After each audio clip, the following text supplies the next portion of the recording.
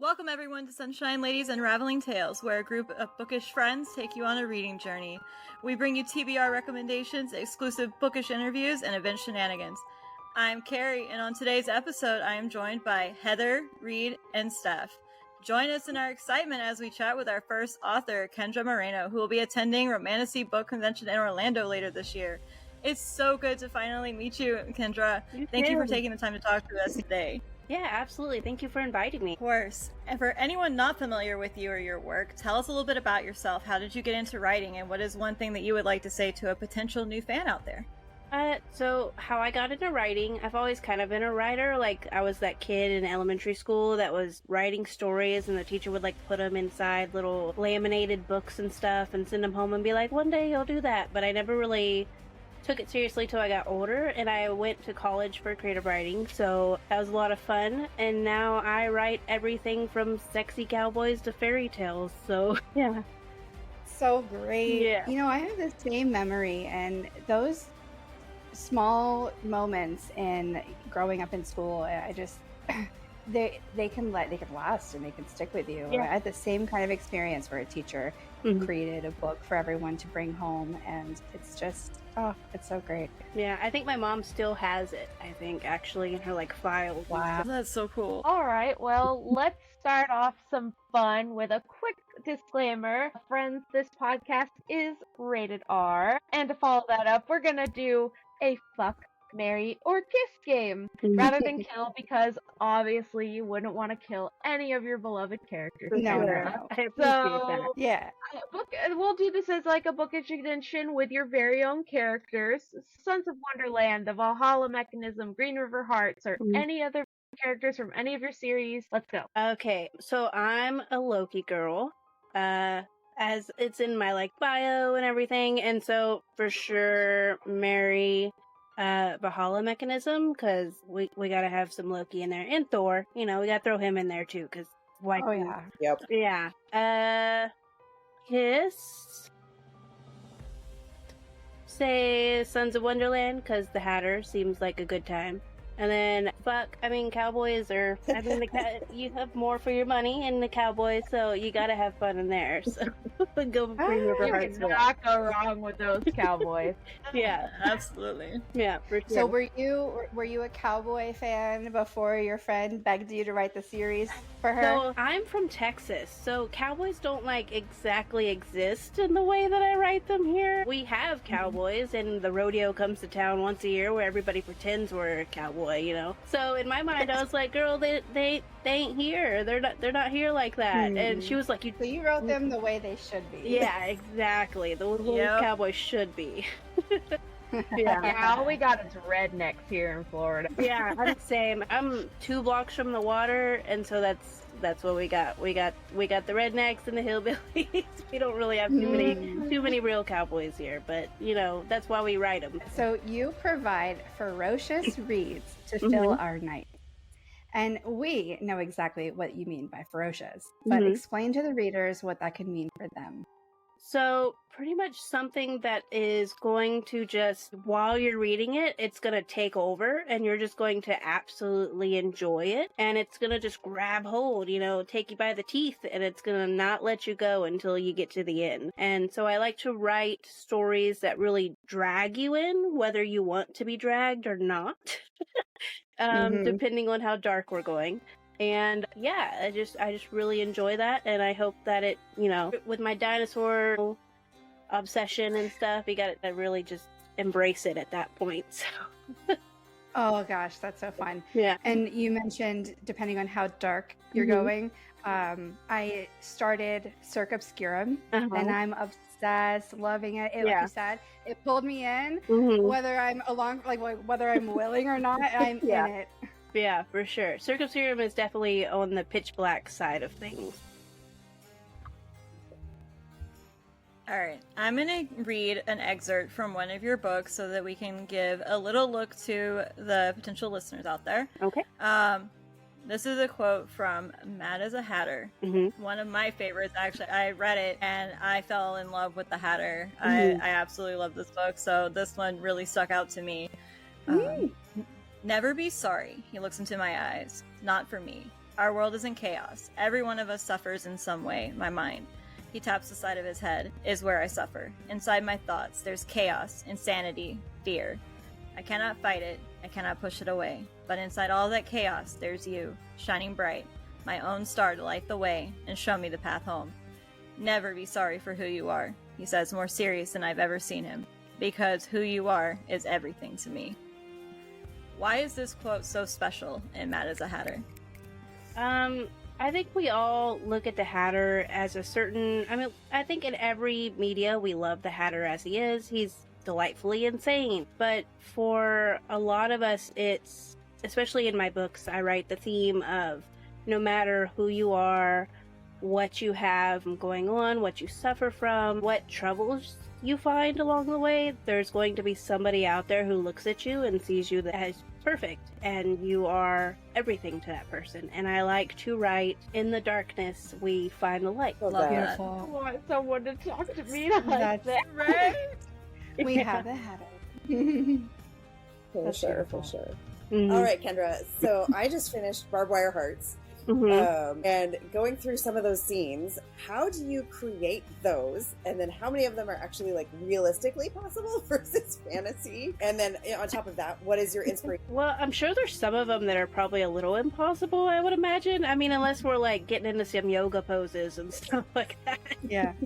But I try to like make it as realistic as possible. Sometimes it involves like trying to draw a picture to see if I have all the parts in the right places, because as you're writing it, sometimes it's really easy to lose a dick somewhere. Like, you don't know where it's at. And you're like, oh no, he's watching from the sidelines. Oh no, he needs to be in there. And depending on how many guys you have in there, you have to really like try to get them, make sure it's my creative writing. Sometimes it's just like, so in the last book, 8 Second Hearts, I was like, oh, what can I write that would be we haven't seen before? And we got the mechanical bull scene out of that. And Yeah. Oh my exactly. God. Yeah. Yes. I was like, I bet we can make this work. I don't know. I feel like it's possible, but maybe with some flexibility that I probably don't have. But If there are any bull riders listening to this, please DM us. I volunteer as tribute to be researched. That's all. now every time I see a bull riding video, it's the mechanical bull videos you see all over TikTok and stuff. I'm like, every time I see it now, never look at it the same. Absolutely. Yeah. That scene is ingrained in my brain forever. Great, for sure. And you mentioned Fractured Shadows, and I just have to say, the Snake Man was quite the surprise. Yeah. I mean, there's a couple iconic love interests in that one, and I'm not going to say too much, but I definitely urge any romance readers who are looking for something surprising to read that one. For sure. I mean, once you go monster, you can't really go back, so... You know what? I have arrived. Very recently, I've arrived into the monster realm, and like you said, there's no turning back. You get all kinds. So, at the time of recording this right now, you have 27,000 plus ratings on Goodreads, and every review counts. How does that make you feel, and what are your current goals as an author, and what are you looking forward to? As far as the ratings, I don't really go on Goodreads too much because it can be... I think that's the first place I ever got a review where it included memes and GIFs. And I was like, oh no, to like put the GIF to tell you how much they didn't like it. It's always great. And reviews don't really bother me too bad. I went to college for creative writing where you had to sit in a circle and everybody tear your stuff apart. So it doesn't really bother me, so I'm surprised that I have that many ratings. I guess I haven't looked at it in a while. But I read almost every review on Amazon and everything. If people tag me and everything, I'll comment on it. So I do see everything, and it makes my day every time. It means so much to me that somebody took the time to not only read my book, but then to tell everybody they liked it or not, whichever. I think my goals for the future, I just want to keep telling stories. I'm happy to just keep coming up with ideas that we haven't seen and hopefully tell them in a new way that we haven't partaken of yet. Sometimes it's just Katie bullying me to write cowboys, and sometimes it's me thinking that I can write something weird enough and see how weird I can really get. Just Shout out to Katie. Yeah, I just hope I get to keep writing, and I'm really happy that I get to do this for a living. Are there any platforms aside from Amazon that you would encourage your readers to engage with you on? Absolutely. So I'm a wide author, which means you can read me anywhere. So you can find me on Kobo. You can go to the Google Play Store and find me. Kobo has, for my readers who like having KU as an option, Kobo has Kobo Plus now, and you get unlimited on there, and you can get unlimited audiobooks for the same price, like included in it. So a lot of people like that, and it doesn't hold authors to the same exclusivity as Amazon does, so you get to find me there. I'm available in libraries through Libby and Hoopla. So it's just as many places as I can be so people can find me. I try to be there. Where do you like your reviews to be? I know that you said you don't read a lot of reviews, but if you were to be reviewed, is Amazon your preference? Amazon's fine. I actually prefer if people are like tagging me on social media, because I just like to see, like, my favorite are the videos of people gushing about things. The Mechanical Bull reviews were great as I got tagged as they were reading them. Those are my favorite. So I love any kind of reactions. If you just tag me, or people take pictures in the setup with all the pictures in my book around it, that's so pretty. And I really enjoy those. Those are my favorite. But yeah, Amazon definitely helps. Anywhere else helps at all. Goodreads is a really good one for sure, because a lot of people like finding books on Goodreads and have their shelves and stuff, and that's always good to keep track of things. Tell us what you're currently reading. Who are some of your most inspirational authors when you first started writing? Are there any new ones that you admire now? Currently reading, I just finished Blood Over Brighthaven. That was a really good one. I just finished the audiobook for it. It was very good. That was actually on the flight to and from Australia. So Really? Yeah. When I first started writing, some of my big ones are like Nalini Singh and J.R. Ward, who are still like the epitome of like everything. J.R. Ward's recently started getting more, and she has her Black Dagger Brotherhood got picked up by Passion Flix, and they just started airing those, and so that's great to see that full circle, how she gets to like she sees her characters now, so that's really great, and she's always been an author I've looked up to. Now, definitely more indies. So Katie, in general, she's my bestie, but also she's amazing. So I definitely look up to her a lot. And I have lots of author friends that I think are amazing, like Lucy Smoke. It's just, there's so many that I don't think I could name them all. But yeah, it's great being around them. Can you plug, like, give us one of Katie's, like, her last name and one of her books that... Oh, yeah, absolutely. So she writes under K.A. Knight, and everybody probably knows her as Den of Vipers, or, yeah, she's the Den of Vipers author. I never connected Katie being K.A. Knight. Okay. Yeah. So, that's been on my TBR for so long. Okay, that's so exciting. Yeah. So yeah, it's K.A. Knight, and yeah, she writes all the dark, delicious books that we like to read. Okay. Well, speaking of all the dark and delicious books that we all like to read, a lot of readers have said that you, quote unquote, bring out fantasies that they never realized they had, or you're adding to a kink list longer than their TBR. So what do you say to readers who may be afraid or hesitant to that sort of exploration, or maybe bringing that type of likeness into conversation with maybe friends or a significant other? Well, I guess it just depends on the relationship. I know personally in my relationship, we usually just talk about it pretty easily, or I'll be like, look at this book, what do you think we can do? Like my poor SO, whenever I'm like, hey, do you think this would work? Especially like it's always definitely a conversation's a good way to have about it.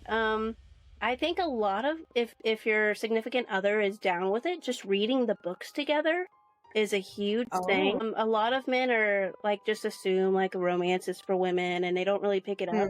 But I've known some people, the couples, they read it together, they listen to the audiobook together, and that can be a really good opening, because you're reading it, and then, you know, if it hits just right, you can I love that. Yeah. And I think that would be really cool for sure. It's a very popular trend right now, where the wife or the female will read, and then they'll give it to their other significant other husband, and they're like, you need to read this, and then now, you know, I think Reed and Steph are in the same boat with some of these books, so. Shout out to all of the partners that are willing to explore and to hear out the interests of their partner. That's a beautiful thing in a relationship. It is. Definitely. So you may have just answered this, but I wanted to ask, in real life, are you a single serve of vanilla ice cream or more like a 7-layer sundae served with a blindfold and a big bite? I mean, I dabble, you know. I'm always interested in trying anything, so there's not really much anything I would not try. So. But yeah. Love that. Same. That's a fun question. Okay, so as I mentioned before, I highly recommend Fractured Shadows and how diverse the love interests are. And of course, you mentioned that was the collaboration with Katie, your friend, but I was not surprised by all of the imaginative characters in this one. But I was surprised at how much plot you were able to fit in there. And so how much fun is it to write a spicy book like this with another girlfriend? An author that you love. Yeah, it's super fun. Me and Katie are really close, so it's always just like kind of hanging out with your bestie while you're writing. And so we get on a phone call, and we'll be going back and forth, and I'll be like, "Hey, do you think this is too weird?" And she'll be like, "Of course not." and so she'll be like, "We should go weirder." So Full send.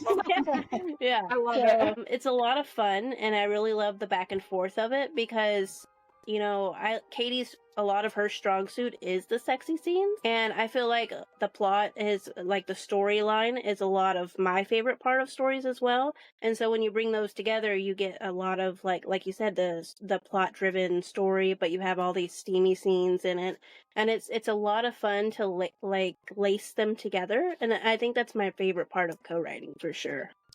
Well, bravo to the both of you for having such an amazing friendship and collaborating on awesome pieces. Yeah. Some good balance in there.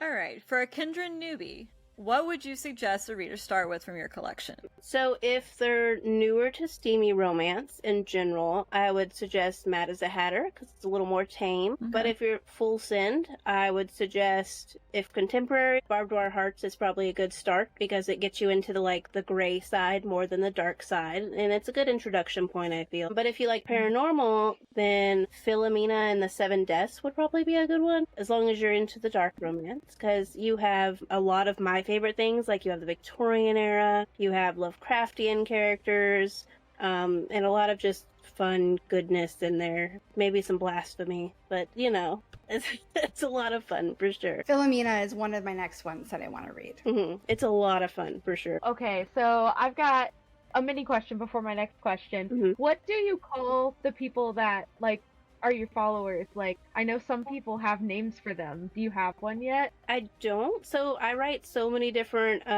genres at this point in steamy romance that at first, like when it was just the fairy tales, there was a moment where everybody was like, we're Wonderlanders, like, and stuff like that. But it doesn't really fit anymore because now we got cowboys and everything. So, but we should workshop that one. Okay, yeah, we'll think on that one. We got you. We'll figure it out. Yeah. So speaking of, I guess it leads back into my next question. All of the different worlds that you've written, which one is the one that you would most like to live in? Maybe which one's your favorite? Just overall, that's where I would be. Oh man. Actually living in it, I don't know, because I would like to say the Valhalla mechanism would be great, but that's like Victorian England, and you know, I enjoy having some rights. That would be nice. Right. Exactly, yeah. Yeah. But like as far as like the steampunk vibe, I think would just be super cool to be a part of, just because I'm obsessed with anything steampunk or gas lamp. Otherwise, I mean, I think we would all love to run off to a ranch and, you know, and just live with a bunch of sexy cowboys. So the Green River Heart, absolutely, yeah. absolutely, and absolutely. That one feels attainable. So I mean, we get to do Right. that one. Yeah, 100%. Yeah. 100%. Just go to a rodeo, go find a bow, and then you'll find the rest Heck of them. yeah, for sure. I mean, hey, we have the biggest rodeo here in Houston where I live. So, like, in the U.S., everybody's a cowboy at that time. So you just gotta find the real ones, I guess.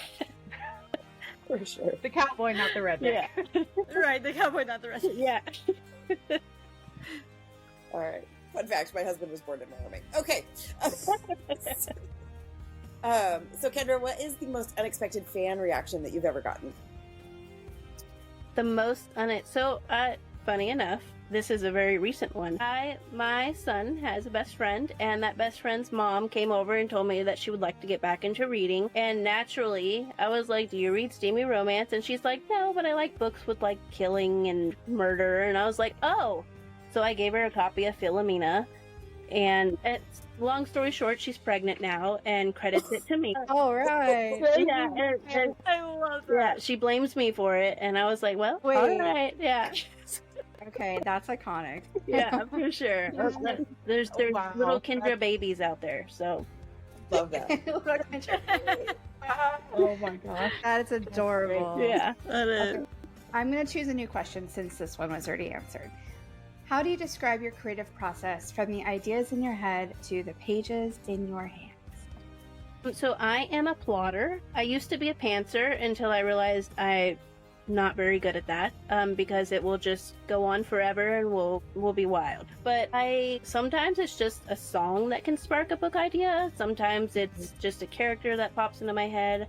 And from there, I tend to write an outline. And from the outline, I write the rough draft, edit it, and then usually that's it. It depends on how strong the story grips me at that moment, how fast I write it. If I'm really in the zone and my kid's in school and whatever, I can write a book in 2 weeks if it really just turns cold. Yeah, it just depends. But I credit that to having an outline that I just follow. And I mean, that doesn't mean the story can't change, but for the most part, I know the major plot lines and stuff as I go. And that has really made it where I can be as prolific as I am. Not as prolific really. as Katie. She pops out books once a month. But yeah, so. Yeah, Carrie and I were having a discussion the other day wondering, how is it that you guys are able to create so many great books so quickly? Yeah. Right. Awesome. Yeah. A lot of it's just my process at this point. I've been doing it long enough that I know how long I need for writing, depending on how long the book's going to be, such as like Barbed Wire Hearts or those books are a little longer, so they may take me a couple weeks or a month. But Philomena's mega long; it took like 2 months to write. Or one of the fairy tales can be done in 2 weeks because they're shorter, binge-worthy reads. So it really just depends on that. Sometimes, it doesn't always come out that easily. But for sure, yeah, it definitely helps for writing at least 4 books a year or so is usually what I try to aim for. So. Okay. Have you been able to pace it well enough to where you feel like you're not so pressed to get a book out all of the time? Like, I know a lot of authors go through that, like, pressure. So do you feel that? Or? So sometimes, sometimes I work myself into a corner where I'm like, this would be a great date to release. And then I'm like, oh no, that's around the corner. But most of the time I'm pretty good about it. I don't put up pre-orders unless it's like the next in line or something like that. Like most writers, I'll hit burnout every now and then, but usually I can see the signs before that and take a step back. Like currently I'm not writing the fairy tales at the moment. I'm taking a break because I was releasing one of those every 3 months for about 5 years. And so I took a little bit of break for that to focus on cowboys. But most of the time it just comes to focusing on or noticing the signs of if I'm reaching any kind of pressure point or anything like that. Yeah, very wise to listen to your inner voice. For sure. Absolutely. Taking those moments to step back and reevaluate. Yeah. Aside from being a ferocious author, what genres do you like to read personally? And do you have anything fun on your TBR? I have a whole shelf full of TBR. So when you start writing, you don't get as much time to read. So I have this nice little spinny shelf full of the books that I buy because I'm like, I would like to read this, and then it gets full. And so I have a very large to be read shelf, not including ebooks. Genres I read, like I said, I'll read most anything. It doesn't have to be super steamy for me as long as the story is good. I will pick up like a lot of new adult books. I really love fantasy, is some of my favorites. I don't read as much contemporary unless it has to do with like mystery or anything like that. I really love the new botanical horror books that are coming out. Those are a lot of fun. And I try to broaden my horizons. I'll pick up anything. Me and my SO just recently got into Dungeon Crawler Carl, which is a lit RPG. Yeah. Yeah. Yeah, it's so good. Yeah, listen to the audiobook if you can. It is It is. The guy sounds like from The Emperor's New Groove, Kronk. He sounds like Kronk a lot in the audiobook. I'm obsessed. I am obsessed already. Okay. Okay, when I lay down to read more tonight, I'm turning that audiobook. Yeah, audiobook is top tier if you read it. So I like to read everything, which I love lit RPGs. So that's a genre that I'm looking at as maybe we'll get a Why Choose Lit RPG in the future. Who knows? Oh, dropping some tea. Oh my god, I love that. Yes. Very exciting. And we were just talking about that. A few of us in our book club are reading it. I know Heather's on it. It's on our TBR. That was actually one that I wanted to read with my significant other as well. Our Boston Terrier is actually named Princess Donut after the book. So That's so cute. Yeah, for sure. Yeah. It is 7 books right now, and it's going to be 10, I think. So he's not even done writing them, and I'm just like, oh man, how much can you write about this world? But I'm here for it. That's a lot of fun. Yeah. I can't wait to dive in. All right, let's do another quick little game for you, Kendra. So just a couple this or that, your preference. So are you a morning person or a night owl? I'm naturally a night owl, but I'm more productive in the morning, so I'm forced to be a morning person now, which sucks. But yeah, so I'm naturally a night owl though. Okay. Traditional publishing or indie publishing? Indie, of course. Pen and paper or keyboard? Pen and paper. Oh, That's for like your surprising. outlines or for everything? Outlines probably more. My outlines are kind of like brain dump outlines, so it's like bits of dialogue and everything. So my outline process, I like to do pen and paper if I can. But yeah, I'll type on the keyboard obviously for writing because I'm much faster. Right. but yeah, pen and paper definitely has a vibe all its own. Okay. Okay. Coffee or tea? Tea. Yeah. What's your favorite?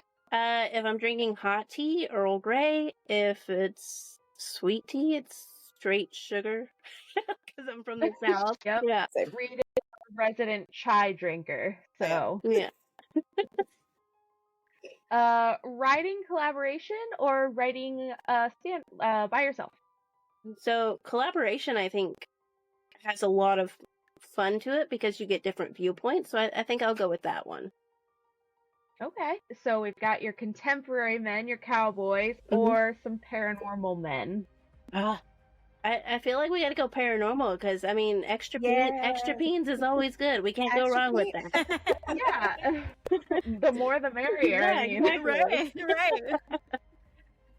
All right. But- relating to books, a character-driven book or a plot-driven book? Plot-driven. Okay. And then we got books without spice or a clunky narration. Books without spice, probably. I think I get that. That's fine. If the story is good, we could do without spice. But a clunky narration, I don't think I can get through that. That's valid. And then e-reader or physical reader? Physical. I prefer the feel of a book. I prefer the smell and the touch of a book, but if I'm gonna be in my bed laying on my side, I need my Kindle. It's definitely more comfortable on a Kindle. Or if you're like out and about and you want to take your book with you, the Kindle's definitely top tier. Like carrying a big old book around with you sucks. I mean, as a kid, I used to do it all the time, but as an adult now, I'm like, I ain't got room in my backpack for that. All book wagons, I like to keep them nice and pretty. You're dragging them around everywhere. Yeah, for sure. My favorite is to do immersive reading where I'm listening and also reading. Oh, okay, yeah. Yeah. I think I need to do that for one of mine. So Kendra, we are super excited to meet you in person at Romantasy BookCon in October. What are you most looking forward to about that convention? Well, first off, it's in October, like you said, and so I'm going to be going to Universal and the Halloween Horror Nights for sure. Like, I've always wanted to go during Halloween. I've never made it, so I'm really excited about that. Especially because they just opened the new section with the new Harry Potter world and the monster section, so I'm all for that. I'm You're going that. to now. You teased a lit RPG, but is there anything else you can tease for us, or anything else that you're working on right now that you could talk about? Or what's coming up for you immediately? The next book is more cowboys. So we have Songbird Hearts. And that one, we're getting a cowgirl as the main character. So yeah, it's gonna be a lot of fun with other cowgirls. Well, I don't write too much yet. I maybe in the future. But yeah, she's gonna be the cowgirl, and the guys are gonna be a little bit out of their depth and not know how to handle it. But I think it's gonna be a lot of fun. Yeah, and she's a country singer, so we get the music side of things and stuff too. Wow, love that. And this is revolving the character that has been mentioned in previous books. Yes, yeah. So I'm really excited for her story. I think it's going to be a lot of fun. And so you said that you're on Instagram, and you would love for people to find you there and follow your journey there. Mm-hmm. And what's your handle on Instagram? It's just Kendra Moreno author across pretty much every platform: TikTok, Instagram. Try to keep it simple. All right. So before we end this interview, we do have one surprise for our listeners. We are going to be doing a giveaway in collaboration with Kendra to celebrate our first author. Our resident potter over here, Stephanie, has made a beautiful piece that is going to be part of the giveaway. Yeah, it's so pretty. It looks so awesome. It is absolutely gorgeous. That's beautiful, Steph. Yeah, she did thanks, so guys. good. Well, anybody would be lucky to get it. so what we're going to be Truly. doing is we're going to be drawing one winner to receive a Kendra starter pack with a few items that she's graciously donating to this giveaway. The starter pack is going to include a few other special surprise goodies, and we'll get that all prepared on social media soon. Yeah. So yeah, keep an eye on our Instagram at the Sunshine Ladies Pod for all the details. Kendra, thank you so much for chatting with us today. Thank you to all our listeners. We hope that you enjoyed this episode. Coming up next on Sunshine Ladies Unraveling Tales, join us for our local bookstore crawl shenanigans and a chat with our next RBC author, Geneva Monroe. Thank you so much for having me.